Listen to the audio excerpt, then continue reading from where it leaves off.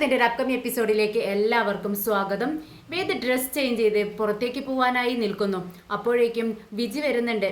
വേദേ, ഈ ഫോൺ എടുത്തോ? ഇതിൽ തീരെ ചാർജ് ഇല്ല കേട്ടോ. നീ ഓഫീസിലെത്തിയതും ഇത് ചാർജ് ചെയ്യണം. അത് ശരി, കുഴപ്പമില്ല വിജയ് ചേച്ചി, ഞാൻ ചെയ്തോളാം എന്ന് പറയുന്നുണ്ട് വേദ. ഹാളിലെത്തിയതും നമ്മുടെ സുഡർ ആകെ ടെൻഷനായിട്ട് ഇങ്ങനെ ഇരിക്കുന്നതാണ് വേദ കാണുന്നത്. അപ്പോൾ സുഡറിനോട് ചോദിക്കുന്നുണ്ട്, എന്ത് പറ്റി മോളെ, നീ ആകെ അപ്സെറ്റ് ആണല്ലോ, നിന്നെ ഈ ഒരു മൂഡിൽ അമ്മ കാണാറേയില്ലല്ലോ എന്നിങ്ങനെ വേദ ചോദിക്കുകയാണ്. ഇത് കേട്ടിട്ട് നമ്മുടെ വിജി പറയുന്നുണ്ട്, എങ്ങനെ മൂഡ് ഓഫ് ആവാതിരിക്കും?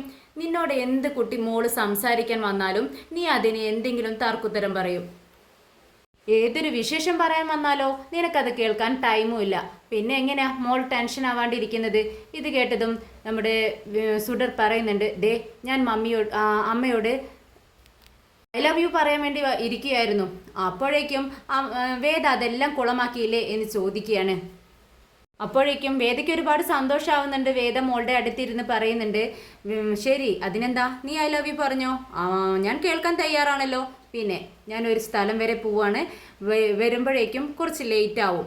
നീ വിജയ് ആൻറ്റിയെ ടെൻഷനാക്കുകയും ബുദ്ധിമുട്ടിക്കുകയും ഒന്നും ചെയ്യരുത്. സ്കൂളിൽ പോയി നല്ല കുട്ടിയായി തിരിച്ചു വരണം. അന്നത്തെ പോലെ ചുറ്റിക്കറങ്ങി ഒന്നും ചെയ്യരുത്. ഞാൻ ഇവിടെ ഇല്ലാന്ന് വെച്ച് രണ്ടുപേരും സമയത്തിന് തന്നെ വീട്ടിലെത്തിക്കൊള്ളണം. ശരി വേദ, ഐ ലവ് യു എന്ന് പറയാണ് സുഡർ. എന്നാൽ വിജിയോടും പറയുന്നുണ്ട് വേദ, ചേച്ചി വരാൻ ലൈറ്റ് ആവും, മോളെ ഭദ്രമായി വീട്ടിലെത്തിക്കണം.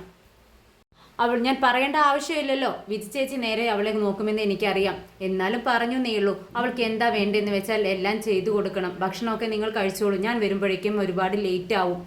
അപ്പോഴേക്കും സുഡർ പറയുന്നുണ്ട്, വേദ എനിക്കിന്ന് ചിക്കൻ വേണം, സ്പെഷ്യൽ. അത് കേട്ടതും വേദ ചോദിക്കുന്നുണ്ട്, എന്താ നിനക്ക് ഇത്ര പിടിവാശി? നീ ഇങ്ങനെയൊന്നും പറയാറില്ലല്ലോ. അത് ചിക്കൻ കഴിച്ചാൽ നല്ല എനർജി ഉണ്ടാവുമെന്ന് മാഡം പറഞ്ഞു, അതുകൊണ്ടാണ് എനിക്ക് ചിക്കൻ വേണമെന്ന് പറഞ്ഞത്. ഉടനെ തന്നെ വേദ പറയുന്നുണ്ട്, ചേച്ചി മോള് പറഞ്ഞതുപോലെ ചിക്കൻ മേടിച്ച് അവൾക്ക് പ്രിപ്പയർ ചെയ്ത് കൊടുക്കണം. ഓക്കെ, ഞാൻ പോവാണെന്ന് പറഞ്ഞ് വേദ പുറത്തേക്ക് ഇറങ്ങിയതും നമ്മുടെ സുഡറും വിജിയും കൈ കോർത്ത് പിടിച്ച് ആഹ്ലാദത്തോടെ ചിരിക്കുകയാണ്. ഇത് കേട്ടതും വിജി മോളോട് പറയുന്നുണ്ട്, സെറ്റ്, എന്തായാലും വേദ ഇപ്പോഴൊന്നും വരില്ല, വളരെ ലേറ്റായിട്ട് തന്നെ വൈകിട്ട് വരത്തുള്ളൂ എന്ന് പറഞ്ഞതുകൊണ്ട് നമുക്കിന്ന് ഫുൾ നമ്മൾക്ക് കറങ്ങാം. അപ്പോഴേക്കും സുഡറും പറയുന്നുണ്ട്, ശരി വിജയമ്മ പറഞ്ഞത് ശരിയാ, വേദ വരുമ്പോഴേക്കും നമുക്ക് സിംബായം വിളിച്ചുകൊണ്ട് കറങ്ങണം. എവിടെയൊക്കെയാണോ പോകാൻ പറ്റുന്നത് അവിടെയൊക്കെ പോയി കറങ്ങി തിരിഞ്ഞ് നമുക്ക് വരാം. അപ്പോഴേക്കും വിജി പറയുന്നുണ്ട്, കറങ്ങുന്നതൊക്കെ കൊള്ളാം, അന്ന് നീ സിംബായോടൊപ്പം പോയപ്പോൾ ഐസ്ക്രീം കഴിച്ച് നീ നിൻ്റെ ഡ്രസ്സിലൊക്കെ അഴുക്കാക്കി, അത് വേദ കണ്ടുപിടിക്കുകയും ചെയ്തു. അതുപോലെയുള്ള പൊട്ടത്തരമൊന്നും നീ കാണിച്ച് വെച്ചേക്കരുത്. എന്നാൽ കയ്യോടെ വേദ പൊക്കും. നിനക്ക് വേദയുടെ സ്വഭാവം അറിയാവുന്നതല്ലേ എന്ന് ചോദിക്കുന്നുണ്ട്.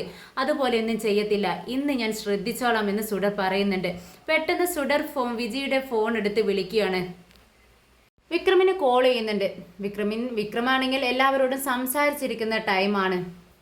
അടിക്കുന്ന സൗണ്ട് കേട്ട് വിക്രം അത് അറ്റൻഡ് ചെയ്യുന്നുണ്ട്. സുഡറിന്റെ സൗണ്ട് കേട്ട് വിക്രമിന് ഒരുപാട് സന്തോഷമാവുന്നുണ്ട്. മോളെ സുഡർ, ആഹാ, നിന്റെ വിളിയും കാത്തിരിക്കുകയായിരുന്നു ഞാൻ. ആണോ? എന്നാലേ വേഗം ഇങ്ങോട്ടേക്ക് വാ, ഞാൻ സ്കൂളിന് മുന്നിൽ വെയിറ്റ് ചെയ്യുന്നുണ്ട്. ദേ നമുക്ക് ഇന്ന് കറങ്ങണം കേട്ടോ. എവിടെയാ പോണ്ടേന്ന് വിക്രം ചോദിക്കുന്നുണ്ട്. അതെനിക്കറിയത്തില്ല, ഞാൻ വിജയമ്മയുടെ കയ്യിൽ കൊടുക്കാം ഫോൺ എന്ന് പറഞ്ഞുകൊണ്ട് പെട്ടെന്ന് ഫോൺ വിജിയുടെ കയ്യിൽ കൊടുക്കുവാണ്. ഹലോ, എന്താ മാഡം എന്ന് ചോദിക്കുന്നുണ്ട് വിക്രം. ഉടനെ തന്നെ വിജി പറയുന്നുണ്ട്, അത് മോള് നിന്നെ കാണണമെന്ന് പറയുന്നുണ്ട്, മോൾക്ക് എവിടെയെങ്കിലും കറങ്ങാൻ പോകണമെന്ന് പറയുന്നു. ഉടനെ വിക്രം ചോദിക്കുന്നുണ്ട്, എവിടെ പോകണമെന്ന് അവൾ പറയുന്നത്? എവിടെ വേണമെങ്കിലും ഞാൻ കൊണ്ടുപോവാം, ഞാൻ വണ്ടിയുമായിട്ട് വരാം. അത് വിജി പറയുന്നുണ്ട്, എനിക്ക് അറിയത്തില്ല, അവൾക്കും അറിയത്തില്ല, അവൾ കൊച്ചല്ലേ, അവൾക്ക് എവിടെ പോകണമെന്ന് അറിയത്തില്ല. പക്ഷേ നിന്നോടൊപ്പം കറങ്ങാൻ അവൾക്ക് ആഗ്രഹമുണ്ട്, അത്ര മാത്രമേ അറിയത്തുള്ളൂ. ശരി, ഞാൻ പെട്ടെന്ന് അങ്ങോട്ടേക്ക് എത്തിക്കൊള്ളാം എന്ന് പറയുന്നുണ്ട്. ഇന്ന് ഫോൺ കട്ട് ചെയ്യുന്ന സമയത്ത് ഇതെല്ലാം കൺമണി കേട്ടുകൊണ്ട് നിൽക്കുവാണ്. കൺമണി ചോദിക്കുന്നുണ്ട്, എന്താ വിജി പെട്ടെന്ന് ചെല്ലാൻ പറഞ്ഞതും നീ ഇപ്പം തന്നെ വരാമെന്ന് പറഞ്ഞുകൊണ്ടാണല്ലോ പോകുന്നത്, എന്താ അതിൻ്റെ ആവശ്യം എന്ന് ചോദിക്കുകയാണ്. അത് വിജിയോടൊപ്പം നമ്മുടെ സുഡർമോളുണ്ട്. സുഡർമോൾക്ക് ഒന്ന് കറങ്ങണമെന്ന് പറഞ്ഞു. ഞാൻ പെട്ടെന്ന് ചെല്ലാമെന്ന് പറഞ്ഞു. എന്തായാലും ഞാൻ ഡ്രസ് ചേഞ്ച് ചെയ്തിട്ട് വരാമെന്ന് പറഞ്ഞ് അകത്തേക്ക് പോകുന്നു.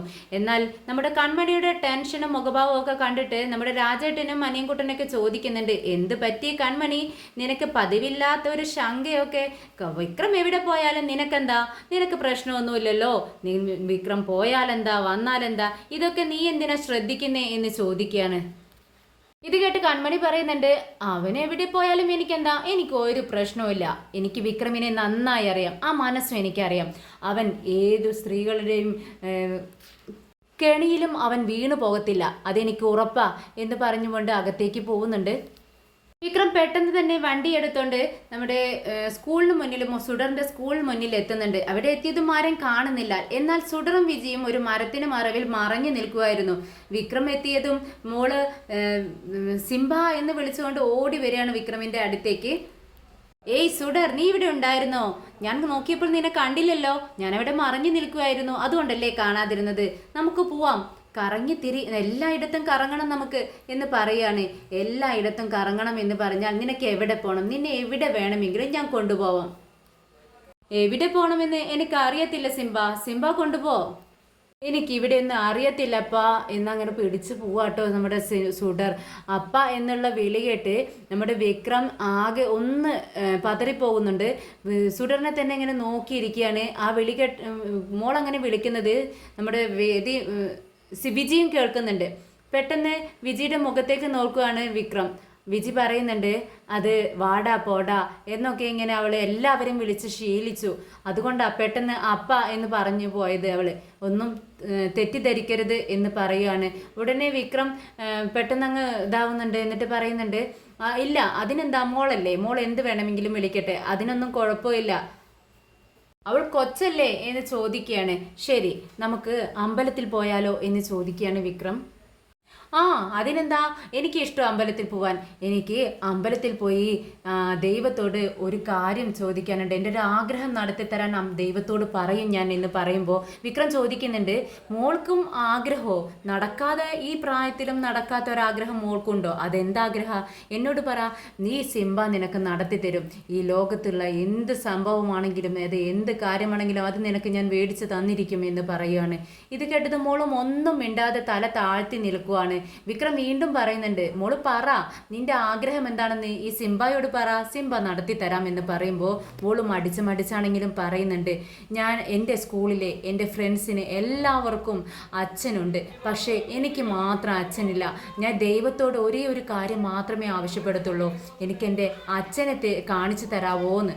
ഞാൻ എല്ലാവരോടും ചോദിച്ചു സിംബ എൻ്റെ അച്ഛൻ ആരാണെന്ന്, പക്ഷേ എൻ്റെ അമ്മയ്ക്ക് അറിയില്ല എന്ന് അമ്മ പറയത്തില്ലെന്ന് പറഞ്ഞു.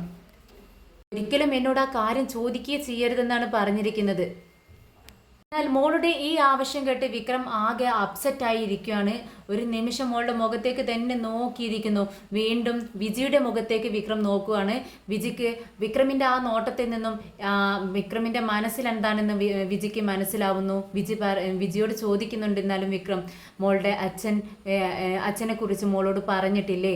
ഇത് കേട്ടതും വിജി പറയുന്നുണ്ട്, അത് അങ്ങനെ ഒരു കാര്യമാണ്, അതുകൊണ്ട് ഞാൻ അത് പറഞ്ഞിട്ടില്ല.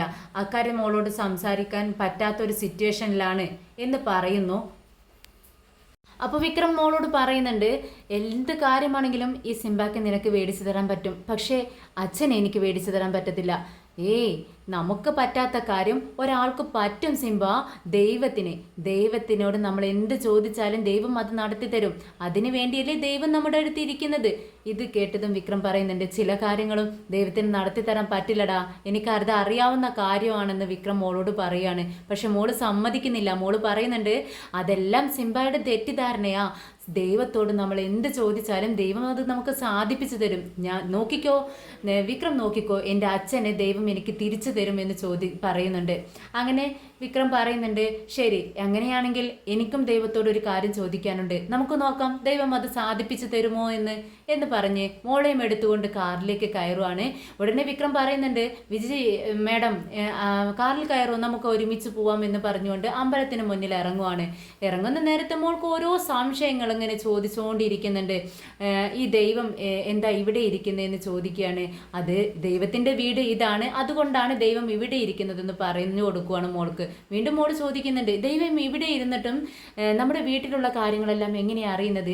ഈ വിജയമ്മയുണ്ടല്ലോ എന്നോട് എപ്പോഴും പറയും ഭക്ഷണം കഴിച്ചില്ലെങ്കിൽ ദൈവം വന്ന് കണ്ണ് കുത്തിപ്പൊട്ടിക്കുമെന്ന്.